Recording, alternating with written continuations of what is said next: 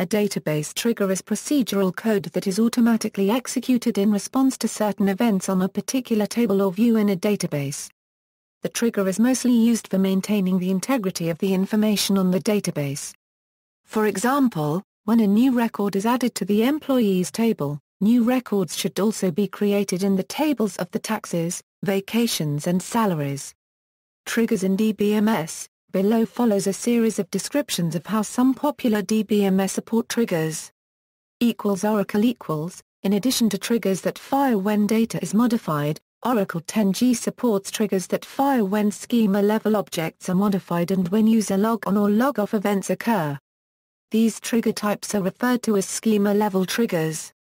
Schema-level triggers, after creation, before alter, after alter, before drop, after drop. The four main types of triggers are: row-level trigger, this gets executed before or after any column value of a row changes; column-level trigger, this gets executed before or after the specified column changes. For each row type, this trigger gets executed once for each row of the result set affected by an insert delete. For each statement type, this trigger gets executed only once for the entire result set, but fires each time the statement is executed. Microsoft SQL Server Microsoft SQL Server supports triggers either after or instead of an insert, update or delete operation. They can be set on tables and views with the constraint that a view can be referenced only by an instead of trigger. Microsoft SQL Server 2005 introduced support for data definition language triggers, which can fire in reaction to a very wide range of events, including drop table, create table, alter table, login events. A full list is available on MSDN. Performing conditional actions in triggers is done through accessing the temporary inserted and deleted tables. PostgreSQL introduced support for triggers in 1997. The following functionality in SQL 2003 was previously not implemented in PostgreSQL. SQL allows triggers to fire on updates to specific columns. As of version 9.0 of PostgreSQL, this feature is also implemented in PostgreSQL. The standard allows the execution of a number of SQL statements other than select, insert, update, such as create table as the triggered action. This can be done through creating a stored procedure or function to call create table. Synopsis Firebird Firebird supports multiple row level, before or after, insert, update, delete triggers per table, where they are always in addition to the default table changes, and the order of the triggers relative to each other can be specified where it would otherwise be ambiguous. Triggers may also exist on views, where they are always instead of triggers, replacing the default updatable view logic.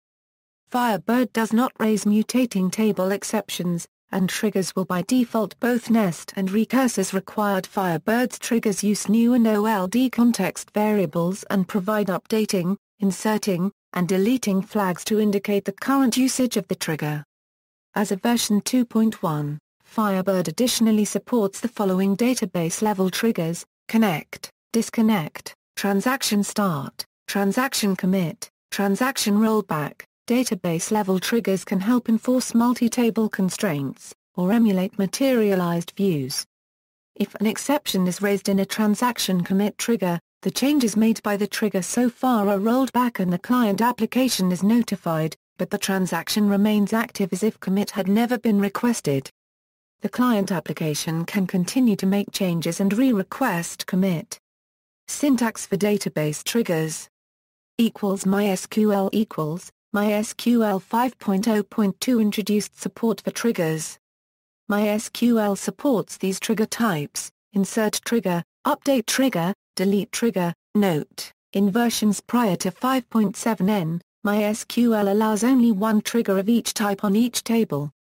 From version 5.7 onwards, multiple triggers of each type can be created and optionally positioned in relation to an existing trigger of the same type. Note: MySQL does not fire triggers outside of a statement. The SQL 2003 standard mandates that triggers give programmers access to record variables by means of a syntax such as referencing new ASN. For example, If a trigger is monitoring for changes to a salary column, one could write a trigger like the following. Sample my trigger as follows. Equals IBM-DB2 LUW equals IBM-DB2 for distributed systems known as DB2 for LUW supports 3 trigger types, before trigger, after trigger and instead of trigger. Both statement level and row level triggers are supported. If there are more triggers for same operation on tables, then firing order is determined by trigger creation data. Since version 9.7, IBM DB2 supports autonomous transactions. Before trigger is for checking data and deciding if operations should be permitted. If exception is thrown from before trigger, then operation is aborted and no data are changed. In DB2, before triggers are read only. You can't modify data in before triggers. After triggers are designed for post-processing after requested change was performed. After triggers can write data into tables, and unlike some other databases, you can write into any table including table on which trigger operates. Instead of triggers are for making views writable. Triggers are usually programmed in SQL place language. Equals SQLite equals. SQLite only supports row-level triggers, not statement-level triggers. Updatable views, which are not supported in SQLite, can be emulated with instead OF triggers. Equals XML databases equals. An example of implementation of triggers in non-relational database can be STNA, that provides support for triggers based on XQUEOI. Triggers in STNA were designed to be analogous to SQL 2003 triggers, but natively based on XML query and update languages. A trigger in STNA is set on any nodes of an XML document stored in database. When these nodes are updated, the trigger automatically executes XQUEOI queries and updates specified in its body. For example, the following trigger cancels person node deletion if there are any open auctions referenced by this person. Row and statement level triggers. To understand how trigger behavior works, you need to be aware of the 2 main types of triggers. These are row and statement level triggers. The distinction between the two is how many times the code within the trigger is executed, and at what time. Suppose you have a trigger that is made to be called on an update to a certain table. Row-level triggers would execute each time a row is affected by the update. It is important to keep in mind if no rows are affected by the update command, the trigger will not execute any code within the trigger. Statement-level triggers work similarly, but they will be called once regardless of how many rows are affected by the update. Here it is important to note that even if the update command didn't unregistered trademark T affect any rows, the code within the trigger will still be executed once. Using the before and after options determine when the trigger is called. Suppose you have a trigger that is called on an insert to a certain table. If your trigger is using the before option, the code within the trigger will be executed before the insert into the table occurs. A common use of the before trigger is to verify the input values of the insert, or modify the values accordingly. Now later unregistered trademark SA we have a trigger that uses after instead. The code within the trigger is executed after the insert happens to the table. An example use of this trigger is creating an audit history of who has made inserts into the database, keeping track of the changes made. When using these options you need to keep a few things in mind. The before option does not allow you to modify tables, that is why input validation is a practical use. Using after triggers allows you to modify tables such as inserting into an audit history table. When creating a trigger to determine if it is statement or row level, simply include the for or each row clause for a row level, or omit the clause for a statement level. Be cautious of using additional insert-delete commands within your trigger, because trigger recursion is possible, causing unwanted behavior. In the examples below, each trigger is modifying a different table. By looking at what is being modified you can see some common applications of when different trigger types are used. Here is an Oracle syntax example of a row-level trigger that is called after an update for or each row affected. This trigger is called on an update to a phone book database. When the trigger called, it adds an entry into a separate table named phone book audit. Also take note of triggers being able to take advantage of schema objects like sequences, In this example, audited sequence NEX val is used to generate unique primary keys in the phone book audit table. Now calling an update on the phone book table for people with the last name Jones. Notice that the phone number audit table is now populated with 2 entries.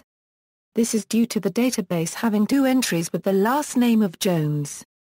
Since the update modified 2 separate row values, the created trigger was called twice after each modification.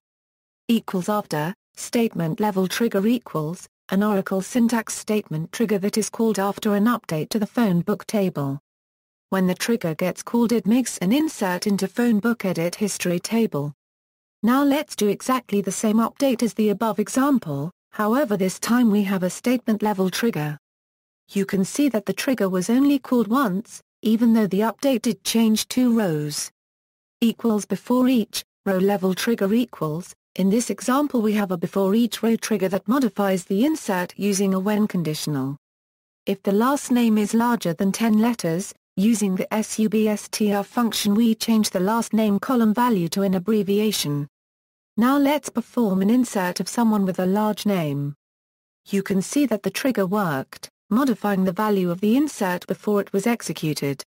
Before, statement level trigger equals. Using a before statement trigger is particularly useful when enforcing database restrictions. For this example I am going to enforce a restriction upon someone named Somusa on the table phone book. Now when Somusa is logged in after attempting any insert, this error message will show. SQL error, ORA20050, error message goes here. Custom errors such as this one has a restriction on what the num variable can be defined as. Because of the numerous other predefined errors, this variable must be in the range of -20,000 to -20,999. References.